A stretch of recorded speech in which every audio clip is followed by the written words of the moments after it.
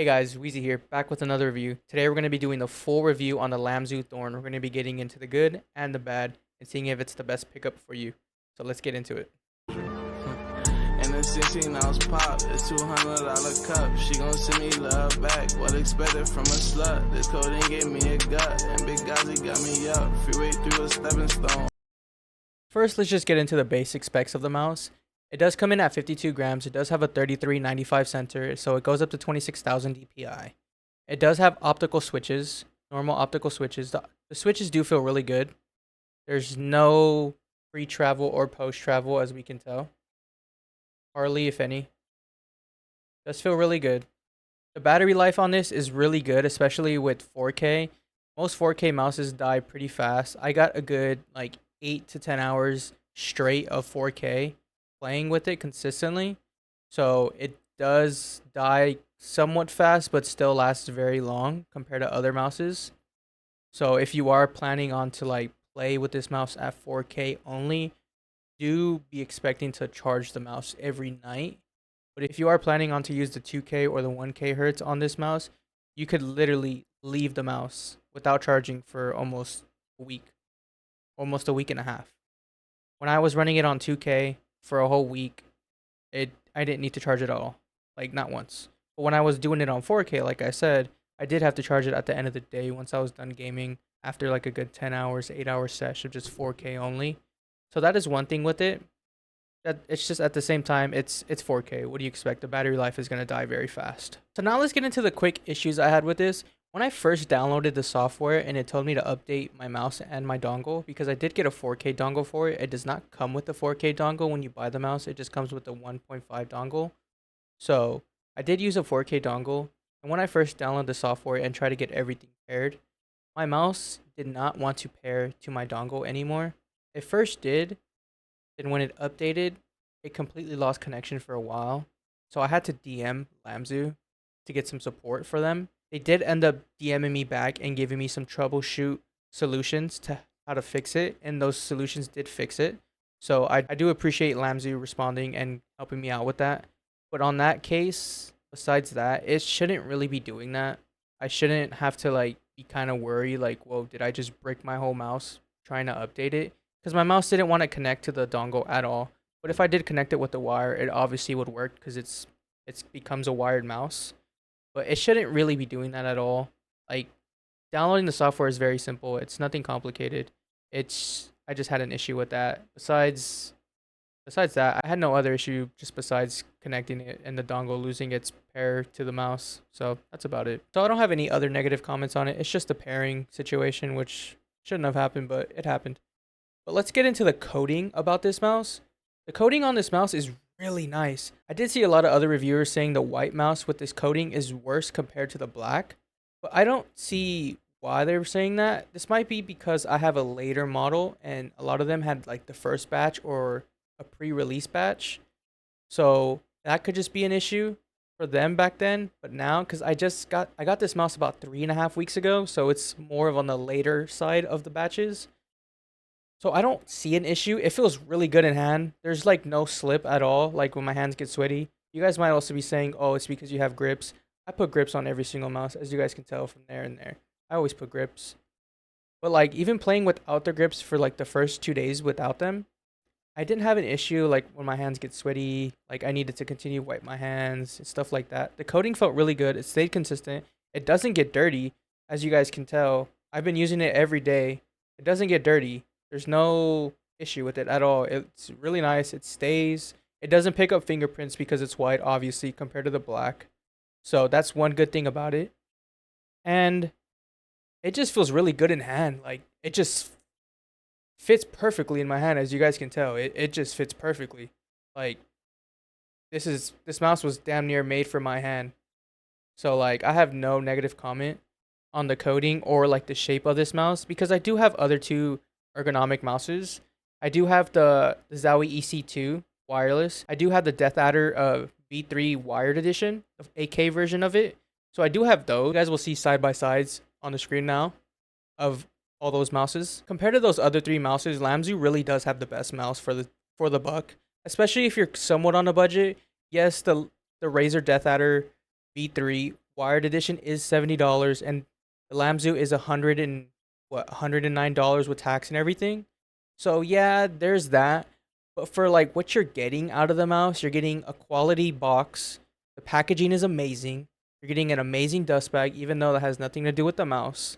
The mouse is fully updated to every updated component that everyone is using. It has a 3395. It has 4K, possibly 8K in the future. I see them talking about that on Twitter. The coding is really nice. The battery life is really good. The support team over there in Lamzu is really nice and really helpful, very fast. So compared to that to Zowie's 3360, which is a very old sensor nowadays, as that sensor is about 4 years old now, maybe even a little bit older compared to the 3395. And Zowie is behind right now. We can all admit that. So Lamzu is very ahead with this ergonomic mouse, especially having everything up to date with the optical switches, the sensor, the software, being more active and being more involved with their community and asking them what they want for their mouse and for the future of their mouses, which is a very good thing with Lamzu. Also, Lamzu at the end of the day is a lot more affordable compared to even Razer. If you want to get the Razer Death Adder V3 wireless, that's $160. That's fucking crazy. And that's not even including a 4K dongle. You still have to spend the extra $20 to get the 4K dongle. This one, it's the same exact thing, but at the end of the day, you're going to spend like $120, $125, and you're getting a really good mouse, a really nice color, a very good coating, a very good sensor, and a very reliable company. So you can't really compare Zowie and Razer to Lamzu like that because they're very different, especially with their customer service, the way they market themselves, their pricing, etc., etc. So, in my books, Lamzu has the win on ergonomic mouses. Some of you might say, why didn't you mention the new Pulsar mouse or the new Glorious mouse? It's because I haven't tried those yet, and plus I'm not really looking to spend $130 on the Glorious mouse, like at all, especially because it's Glorious. We all know how Glorious is. But the Pulsar mouse, I will be trying that in the future. So do expect a review on that. But at the moment, I only have this one. I do have the Thorn. I do have the Death Adder. And I do have the EC2. So those are my two ergonomic mouses that I've tried. I will be trying the other two in the future. But just for this review, those are the other two comparisons I can have for this ergonomic mouse. So let's do a quick speed run on the mouse pads that I used with this mouse. I did use the Artisan Heian Mid. That's what is right here on the desk right now. It felt really good, really reliable. The skates performed super well on this. At the end of the day, it's an Artisan pad. Artisan's super reliable. You can't really go wrong with it. I did also use it with the Super Glide pad, a glass pad. And the glass pad felt really good actually, especially with the stock skates. And I'm a big person about changing the stock skates out of every single mouse because stock skates most of the times are very dog shit and they're really bad. So I always like recommend everyone to go out and get aftermarket skates. But for some reason, Lamzu actually did their skates really well. They are PTFE feet skates. So they felt really good on the glass pad and they did feel really good on the Artisan. So with the skates, with the stock skates and it being on glass and just a normal cloth mouse pad, it felt really good. So I can't really like recommend you guys run out there and get some aftermarket skates right away once you receive this mouse because the stock skates are really reliable and they're really nice. So I do really give like a round of applause to Lamzu for getting their skates down because a lot of other companies, like you guys have seen in my past reviews, I'm always changing my skates out is because I do not like stock skates. Stock skates are really bad in my opinion. But again, Lamzu, big round of applause. You guys did really, really fucking good on these stock skates. These are amazing. So now let's just answer the real question that everyone is really here for if you're here at the end of the video.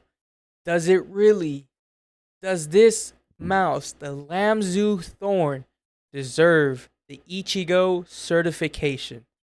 To be completely honest with you guys, fuck yeah, it does. It deserves it. And you know what? It doesn't even deserve just Ichigo. It deserves fully holified Ichigo certification. So that's how you know it's a damn near end game mouse for you.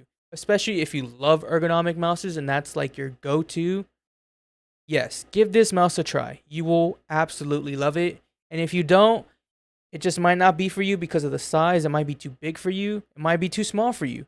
It does come in one size, so it for me, it's an end game mouse. I would main this mouse if I wasn't constantly reviewing different mouses. But for an ergonomic mouse, yes, it deserves both of the certifications. So that is it for today's review. I hope you guys liked it. If you guys did, make sure to leave a like and leave a comment. And if you didn't, make sure to dislike and leave a comment why you didn't like it. Make sure to follow me on all my social medias in the description below. And I'll see you guys in the next one. Peace.